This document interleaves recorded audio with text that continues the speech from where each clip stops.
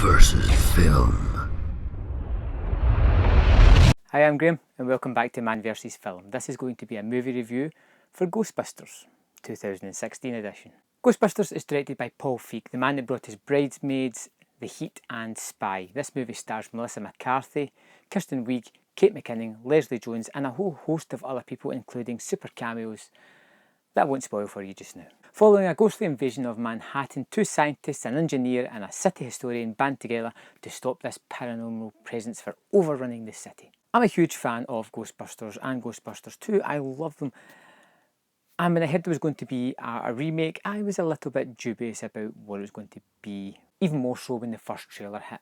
And it looked very slapsticky and not at all like the Ghostbusters I remembered.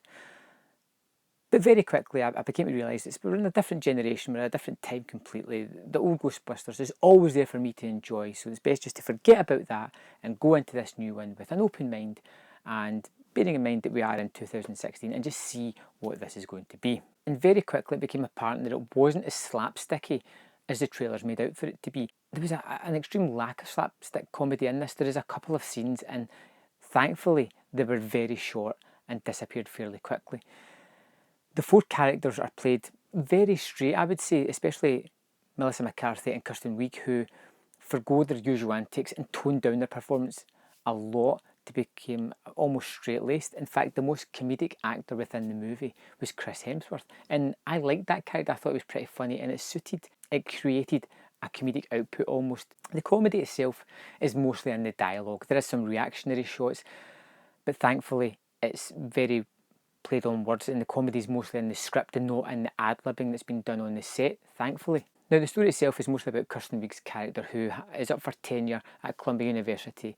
She has this old colleague, Melissa McCarthy, and they are forced back together through a turn of events and discover that their theories about paranormal activity are actually true. They discover a ghost. She loses her position at that university. She teams up with McCarthy once more and they start the ghost business, hunting them down. McCarthy brings her cohort with her, Kate McKinnon, who is fantastic. She's a kind of engineer and creates all the proton packs and the toys that they have throughout the movie. And the final member of the group to join them is Leslie Jones, Patty character, who comes in. She's a kind of know all about the city. She knows everything about it and she has seen a ghost and deems that she's the best person to come and work with these people.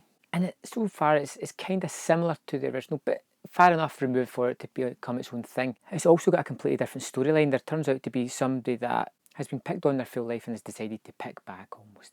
And he's amplifying the ghosts and causing the paranormal to invade Manhattan as a sort of get back to everybody that's picked on him in his life.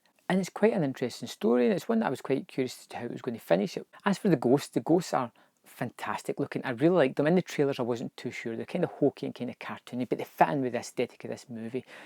And I've not really seen anything as neon and as bright as that kind of thing for a while, and I quite liked it in this movie. I thought it fitted really well. The movie itself is a little over long, and there is some scenes I could have done without. They homage to the original quite a bit, but in unique ways, especially with the Stay Puft Marshmallow Man. You think in the trailer he's going to be a bigger part than what he actually is. It isn't. The Slimer sort of cameo that's in this is pretty funny as well. Now, the movie's far from perfect. I did have some story issues with it.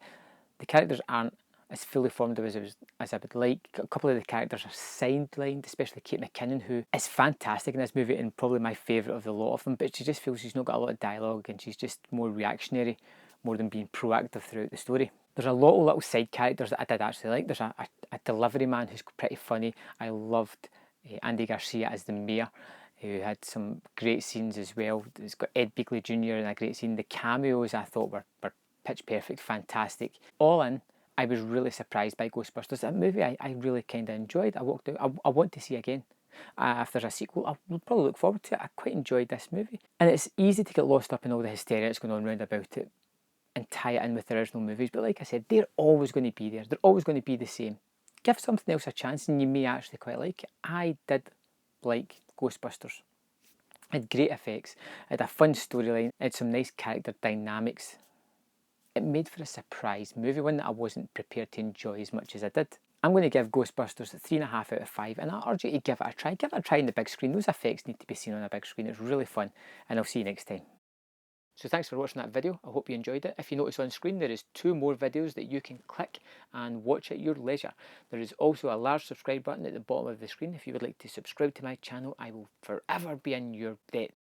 Thanks for watching, and I will see you next time on Man vs. Film.